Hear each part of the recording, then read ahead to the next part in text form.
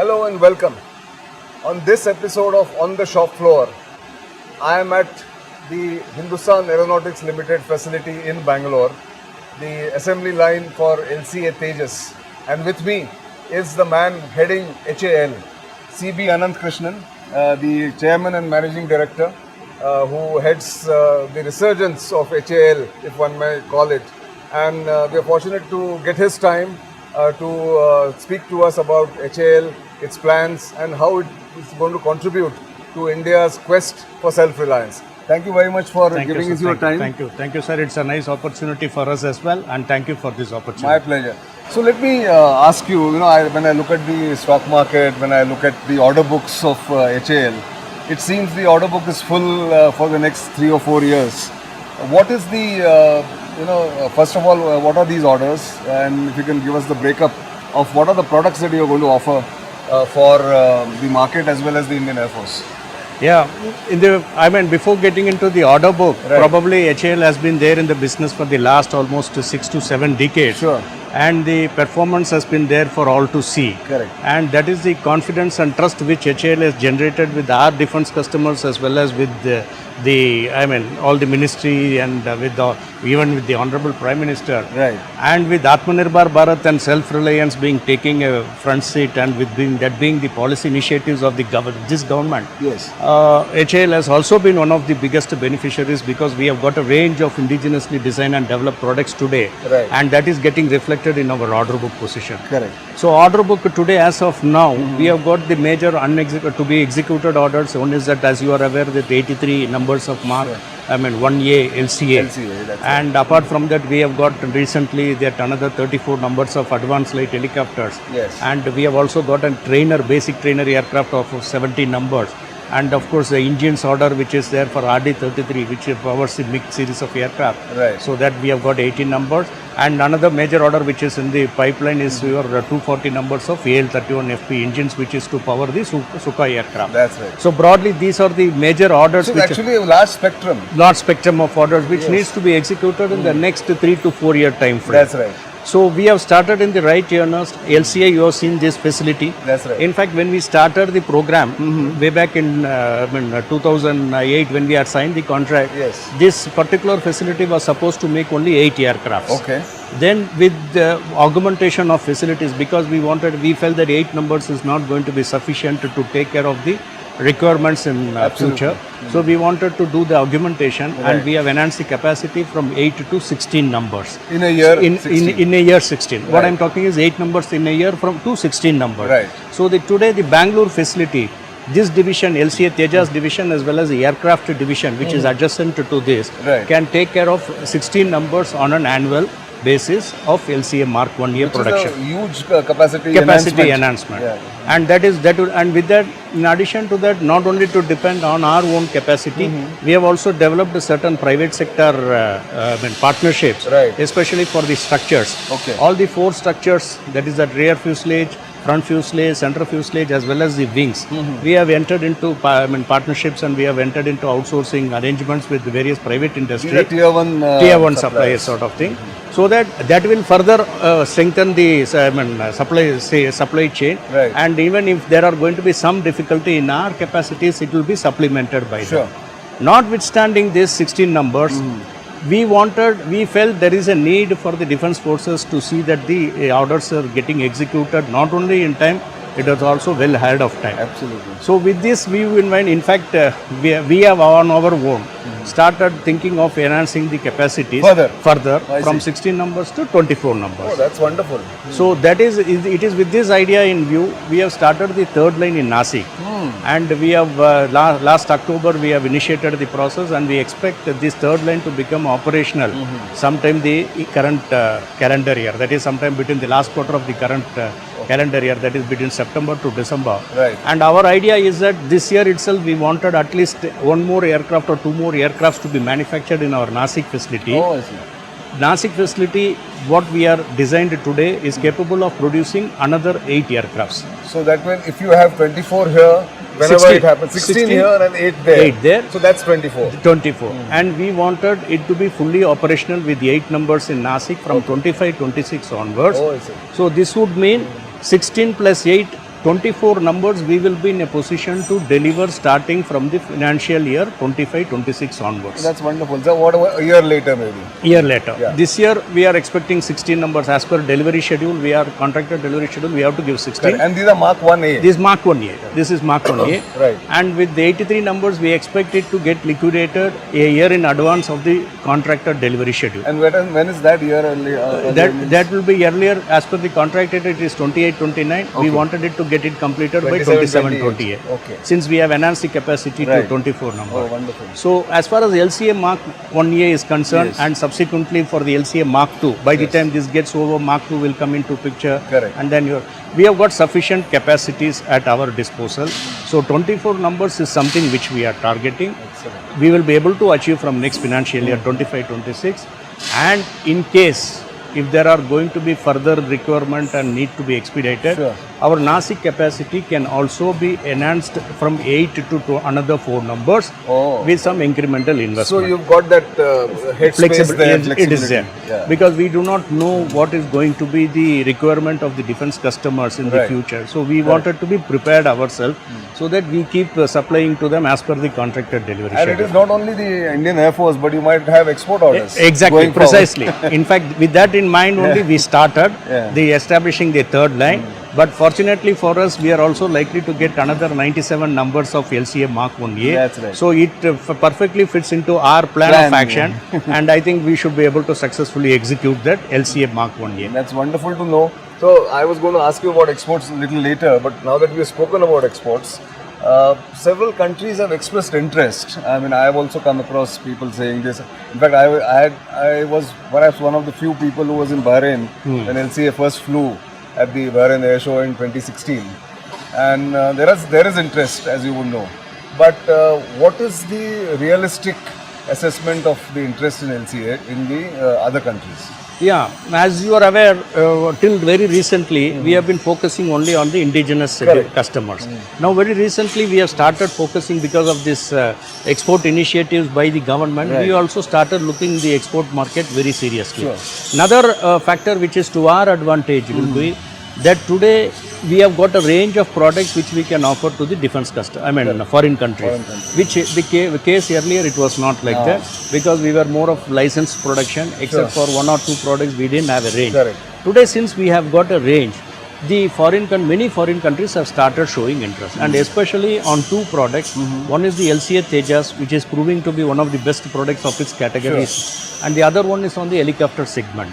Helicopter segment is again, we have got a very varied range of helicopters, which probably large bouquet actually. So these have generated interest in the foreign customers, foreign countries.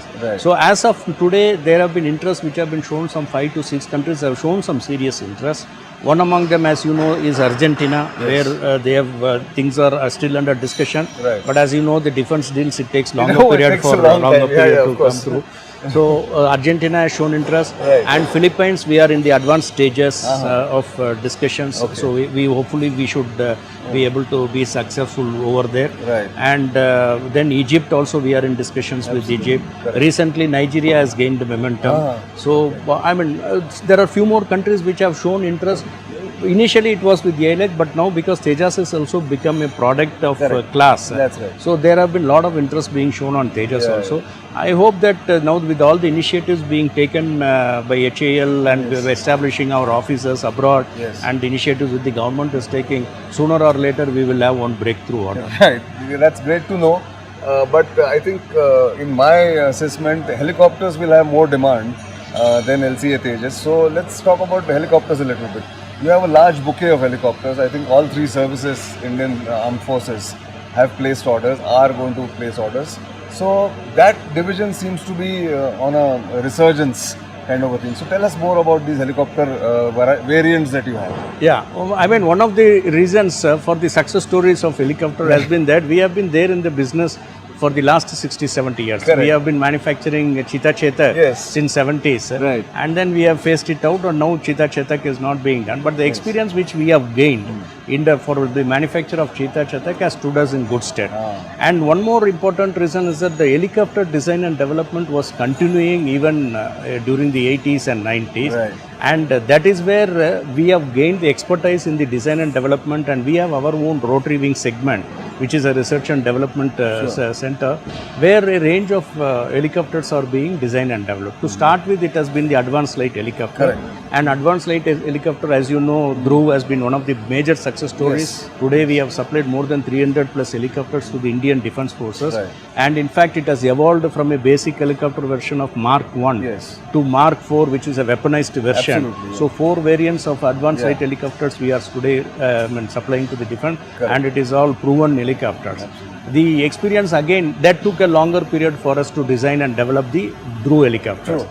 But the experience which we have gained in Dhruv has stood us in good stead when we have started designing the other helicopters. Yes. Like for instance LCH, Light Combat Helicopter Prachand, which was also inducted by the Honorable Haram in the last October 2022. Yes. So it is a combat helicopter which again has really been well appreciated by all the customers. Sure. And it is also, I can say, days are not far off when the foreign interest will also be shown into that, because it is a complete combat helicopter with complete range of weapons which are over there.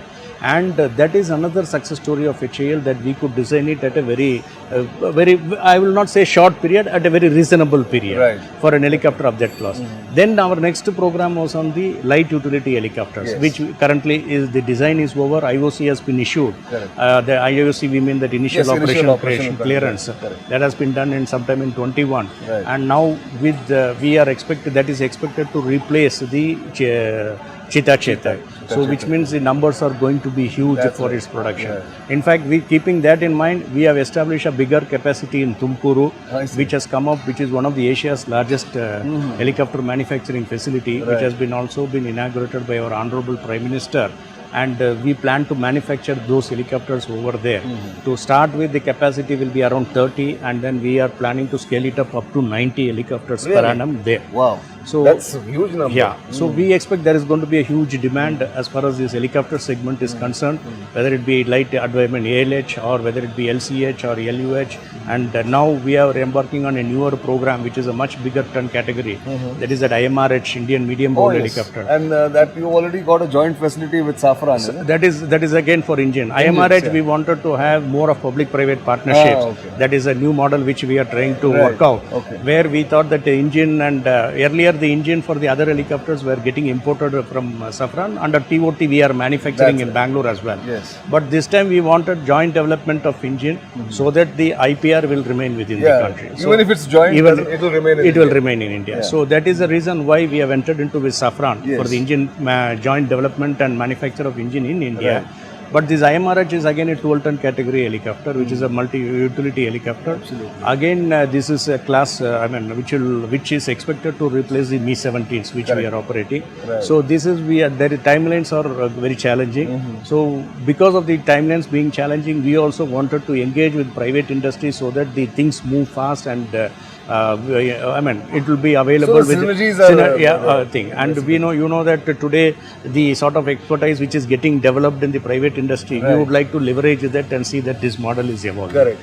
So that brings me to the private sector, and HAL has been the dominant player, I would say near monopoly in aircraft and aero engines manufacturing, or let's say license manufacturing for a while. If the competition comes in private sector, as it is bound to, if you are going to liberalize the defense policies, how are you gearing up for that competition in terms of HR policies, in terms of technical and engineering skills? I would really, it is that private industry is evolving, and then the aerospace industry, defense industry also is evolving. Right. So I don't really see them as a competition. Okay. Because it is an opportunity for HAL we have been there in the industry for 6 to 7 decades. Correct. And we have developed certain capabilities which are unique to HAL. Which cannot be done overnight by anybody. So what I mean to say here is it can be over. I am not getting into that, but Yeah. at least I can say now this is an opportunity to showcase Yes. the capabilities of HAL which has been built over the years. Right. So this uniqueness will always be there with HAL, and we feel that there is a need for private industry also to step in, Right. because today there are certain entry barriers in the form of your investment, the gestation Sure. period and things like that. But definitely this is an industry where when we are talking about self-reliance and Atmanirbhar, Yes. definitely it has to be an ecosystem which has to be developed, Right. where the private industry also will have a big role to play. So all this would mean that the private industry along with the public industry should coexist, and ultimately the objective of the country, that is to become self-reliant and Atmanirbhar, can definitely be achieved. Yes. And as far as HAL, we are feeling that we have our own unique Strengths. so we will be able to our strengths we will be able to relay. So in fact the private industry coming, we will be able to probably synergize their strengths along with us to see that the aerospace and defense industry in India is really becoming Atmanirbhar itself. That's an excellent thought on which to take a break. I need to take a break here at this point. We will of course continue this conversation with CMD of HAL, CB Ananthakrishnan. We are on the assembly, the manufacturing facility of Tejas, but we will go into the other hangar, which at least shows us the finished product. These are the machines where the modular structures are there, where some of the parts are manufactured and then put together. So we will come back after this break. Don't go away.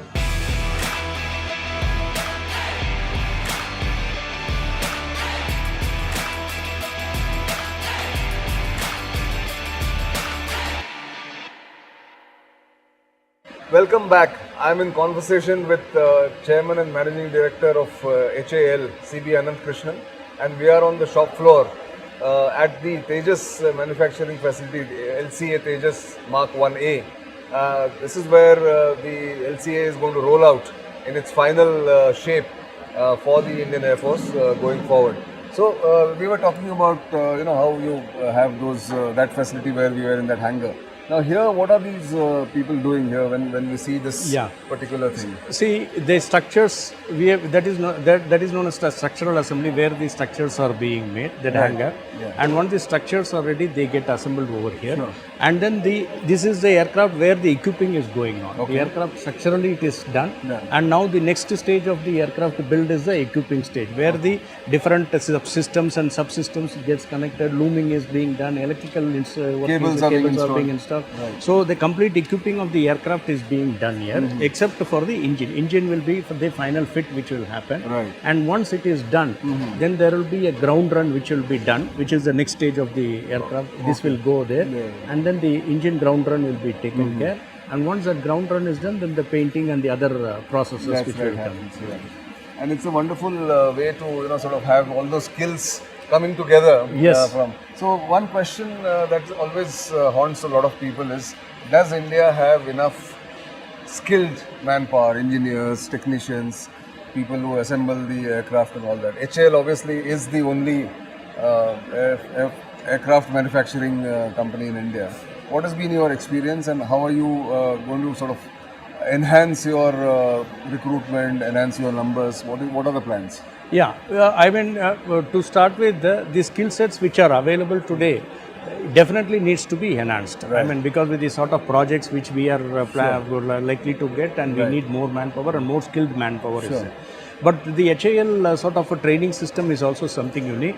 There are not readily available skill sets which are available in the market where we can take and recruit. So we have got a system for the officers, for the executives, engineers. Right. We have got a management training system where we recruit on an annual basis some 200 to 250 engineers. Right. And we have a management training program which is spread over a period of 18 months. Okay. So we give on-the-job training, we give them complete complete facet of the HAL's various activities.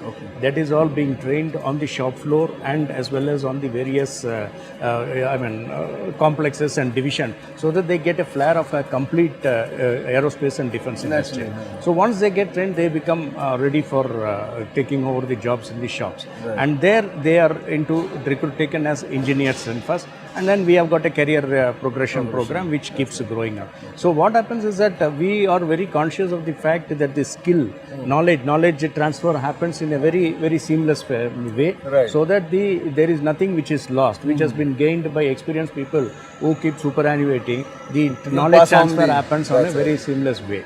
So that way we are having a well structured mechanism as of now, but we need to keep improving on that, and we are planning to take further manpower in the days to come, so that the sort of requirement is fully met. And as far as the employee workman category who are there, we are having two sort of categories. One is the permanent people who are working there in HAL, and also the tenure based people who are closer to permanent, in terms of skill set. But so that the project, when it is there, we are taking them, we will be recruiting them.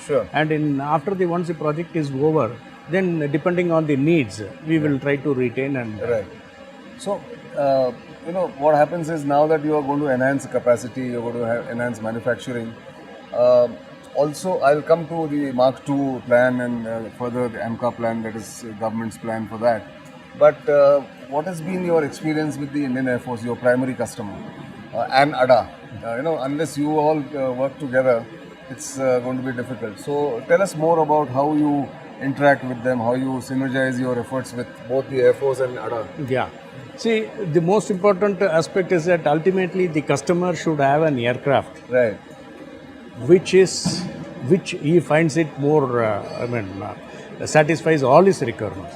The ultimate objective is that we are, as a manufacturer and ADA as a designer, our responsibility is to provide to the customer a more capable aircraft, because they are the front end fighters, and they are the people who have to take care of the security. So with that is in mind, we all work.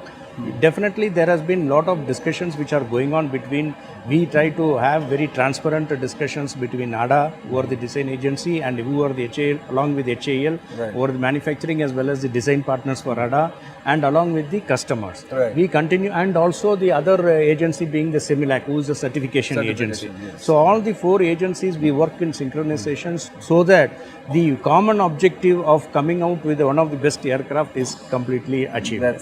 So we do have certain requirements keep coming up from the Indian Air Force, but we find that their requirements are all based on the needs.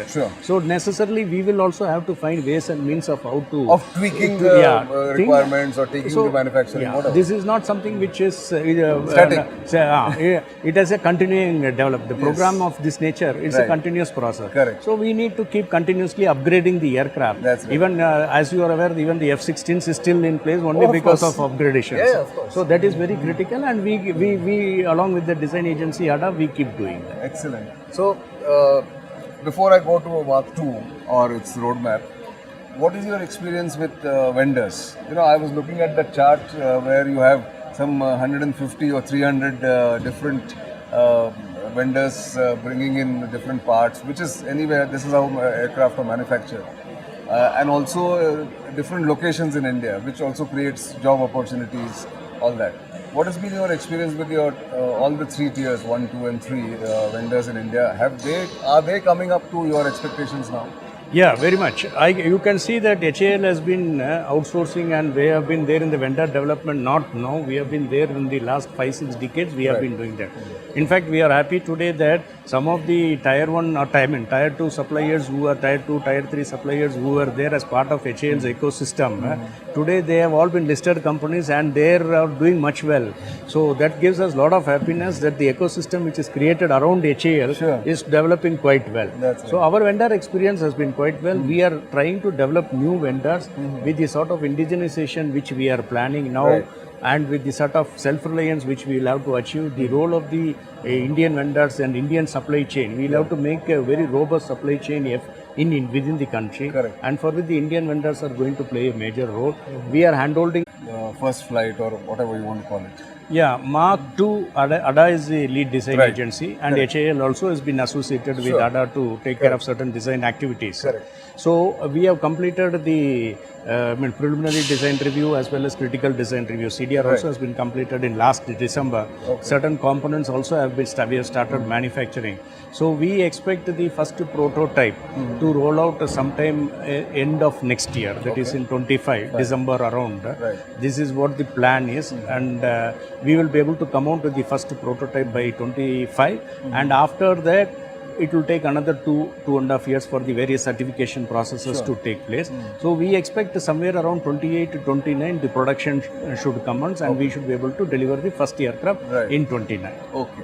And of course, the Air Force is fully on board about it because that's their. In fact, one of the things that the Air Force keeps telling me is that Mark II is very crucial for the next leap, which is the Advanced Medium Combat Aircraft AMCA.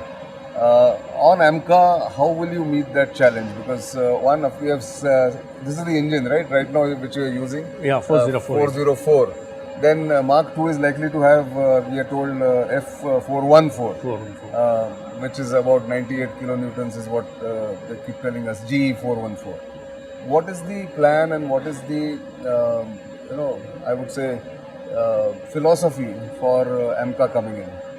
AMCA, it is still at preliminary stages. So conceptual stage rather. And ADA has been the agency, lead design agency over there. And the engine is still under discussion. It has not been finalized as yet. So Mark II, yes, GV414, we have already entered into an MOU with them, and shortly we will also be signing that manufacturing license agreement where the under 80% transfer of technology which will happen. And that's for manufacturing. Right. So this will take care of the Mark II requirements, LCA Mark II. Now AMCA, at this point of time, we may not be able to tell as to exact nature of the engine. Of course, it needs a more powerful engine, 110 kilonewton, as compared to this 98 kilonewton. How it will be done and who will be doing it, it is... that of course is government's decision and going forward. But would you agree to this, theory that if Mark II is done well here, and HAL obviously will do because you got this expertise of Mark I, Mark 1A, and then Mark II, will allow AMCA's development or manufacturing whenever it comes 10-15 years down the line much faster than these earlier two variants of LCA Mark 1 and 2. Yeah, manufacturing part of it, as I have told, the capacities are being built in. Correct. So that way we will be able to, HAL will be well equipped to take care of the manufacturing equipment. That will not be an issue. Right. But it again depends on what will be the business model which will be followed for AMCA's also its design. Design. And whether to what extent public-private partnership model will be evolved. That will all be decisions to be taken. But as far as HAL is concerned, we are always capable, and we have got the capacities to do that. That's the confidence that is required actually, because HAL I think now is in the space of actually being very self-confident about what you're doing yourself. Earlier it was about assembling and TOT manufacturing. So in that respect, LCA has given you so much of wealth of experience. How are you institutionalizing that? You mentioned that people who are superannuating will pass on to the new recruits and all that. Even otherwise, what about R&D? Do you do, HAL does a lot of R&D into all this? In fact, as you are aware, we have got two major R&D centers. One is for the fixed wing aircraft, fighter aircrafts, and the trainers, of course, fixed wing category. The other one is on the rotary wing segment. Rotary wing is where we have discussed some time back. That's right. Fixed wing aircraft, and apart from that, there are R&D centers attached to every division. Where the program, once it gets stabilized and we get into manufacturing stage, many of the R&D is a continuous process, because we keep developing, we keep adding some more functionalities, and we keep indigenizing it. This is an evolved process which keeps going on, even if the aircraft is matured. So that we are having almost 13 R&D centers spread across the country. So they do the R&D activities, and we are also today giving more focus on the R&D programs.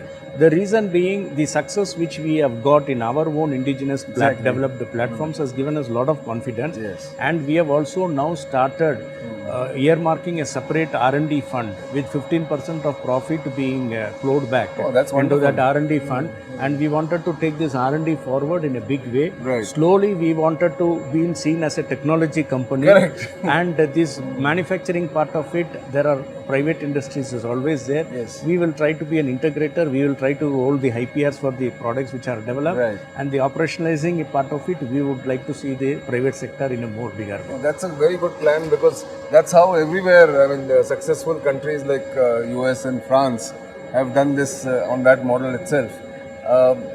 We are now in front of a finished product, if I can say that. Yeah. Tejas. And when I think in the hangar outside, I saw one more, which is ready to fly, I suppose. So when this does this first flight or whatever, I mean, you've done this, what is the process involved, just for the viewers' interest? Once you do this flight here, the test pilots come here and they do that? See, what happens is that these are all first the trainer aircraft. Right. Because you can see the tandem seating is there. Right. So these trainer aircraft is what we are delivering in the current year, because all the fighters, 32 fighters have already been delivered. Right. The process is, once the aircraft is ready and once the ground runs and checks have been done, then the we have our own set of test pilots. So we will get the clearance from Semilac for doing that. They will issue the RSD sort of thing. Right. And after that, our pilots will start flying this aircraft to test it, to see that all the functionalities for which it is required are all being met. Once we are done with that, and after our 3 or 4 sorties, depending on what is the snacks which is coming up, if the aircraft is ready, then we go, the customer's CRI, that the inspector will also be there, who is part of the DGA QA. Correct. So they will come and again certify that this aircraft is ready for flying, and will issue a signaling out certificate to the customer. The signaling out certificates indicates that the aircraft is ready for delivery. The customer's pilots can come and ferry out the aircraft. Right. After that, the customer's pilots come over here. They have got a board of officers to check that all the functionalities are all okay. Once that is done, the customer pilots, then they ferry out the aircrafts. Right. So one of the things that I had heard about almost, I would say, 10 years ago, when the Tejas went out for the first time to Bahrain, like I mentioned, used to be a refrain from commentators and people who were closely watching Tejas development, was that it's a good plane, but not yet a good fighter. Has that changed? I know it has changed, but I want you to tell us how has that changed now? Yeah. In fact, initially when we started with our LSP contract, it happens in any fighter programs. So tell us the journey. Yeah. So it started with our, IOC contract. We will say that initially 20 numbers. That's right. Then the FOC came. Then FOC had certain more features than added to IOC. Right. And with Mark 1A, we have added major systems like this radar system has been strengthened, ASR radar, that electronically multiple array radar that has been taken, and then the BVR, beyond visual range missiles, have also been added, and some more weapon systems, and the the advancements for better maintainability issues that has also been added. So today the aircraft is fully in a combat mode. It has got 8 hard points where it can carry the weapons, and where it can deliver the weapons also. And so this Mark 1A will definitely be a much better aircraft in terms of its combat capability as compared to the earlier versions. So this we are not left. I think this is what the customer also wanted. And this Mark 1A would exactly fit in. And of course Mark II will carry, because this only restriction in Mark 1A is the quantum of load which it can carry. Payloads, it can be size of the engine thrust. So this Mark 1A is around 3,000 tons, 3 tons rather. It can carry, but whereas payload it can be 3 tons. Whereas Mark 1A, Mark 1A, it can carry 3.5, and Mark II can carry up to 6,000 kg payload. That's right. So otherwise, the aircraft as such, we have all the avionics, avionics has been upgraded. Your radar system has been upgraded. Your missile system has been better. Missile system has been given, and then EW suit and your electronic warfare suit, and the jammers and things like that has all been upgraded. So I feel that this will be a complete aircraft when it comes to combat capabilities. Great. So last one final question, but it's a personal thing. Your journey in HAL. You've been in HAL for how long, and how has been your journey in HAL? Yeah, in fact, I would say this has been my excellent journey in HAL. I have joined, in fact, in 2004. Earlier, I was there with both private industry as well as now I am there in public sector. Right. So my mix of experience in the private has also helped me over here. I'm sure. But in HAL, I can say that this is an organization where I feel really that I have the privilege of serving this organization, because the work which is being done, the technical brain which is available here, and the capabilities which exist, and the sort of opportunities which is given to any person, not necessarily it has to be at a hierarchical level. Right. It can be across the board. Even an entry engineer, if he has got the capability, he is being given the opportunity. So this organization is such a professional organization. Only thing is that the sort of capabilities which it has got, it was not being known to the public till now. Now things have started, people have started looking at HAL. Yes. So that would mean that HAL's capabilities which was there elsewhere available earlier, now it has become in public domain. That's good to know, and I think one of the key elements in this has been Prime Minister Modi and Raksha Mantri Rajnath Singh's support and encouragement to HAL. Was the Prime Minister here? Exactly, this place he was, the Honorable Prime Minister, after flowing the sortie in LCA, Tejas, he had he wanted to see the LCA division as well. Right. And in fact, he was here, he spent some almost 15 to 20 minutes time over here. Okay. He had gone through all the, whatever the elements are built which was happening. Right. So he has gone through with this inquisitiveness, he has asked so much of questions on this. Yes. So he was quite impressed with the facilities and with the sort of aircraft which HAL is making, and that has been one of the biggest motivations for HAL. The Honorable Prime Minister and the Honorable Raksha Mantri of the country supporting HAL, along with our Defence Secretary and the Ministry officials. Today the climate is so conducive that we are fully motivated and we wanted to do better and better always. And what was his message to HAL employees and to HAL at large? He was just, he had words of appreciation from him. He has been telling that you have all been doing such good work, continue to do that. And the interest which he has shown itself is an indication that he is quite impressed with the HAL, and that has been the biggest motivation for him. I'm sure. And HAL has bright future, as we've already discussed. So I wish you all the best and your team. Thank you. And thank you for this opportunity. We were looking to come and sort of look at how Tejas is developing and what Tejas is being manufactured. So thanks for this opportunity, and thank you for taking us around in this facility. No, I should also thank you for having taken time off and come and visited our facilities, and also taken interest to develop a story around HAL. That is something which is very critical, which will always be a motivating factor for us. It's our pleasure, and thank you for this opportunity again. So that was CB Ananthakrishnan, HAL's Chairman and Managing Director, showing us around in the Tejas building or manufacturing facility, Tejas LCA Mark I-A. We will keep bringing such stories to you from the shop floor of different Indian companies, given that Bharat Shakti's tagline is self-reliance in defense, and we will continue to try and focus and bring you such success stories. Hope to see you in the next episode soon. For the time being, it's goodbye.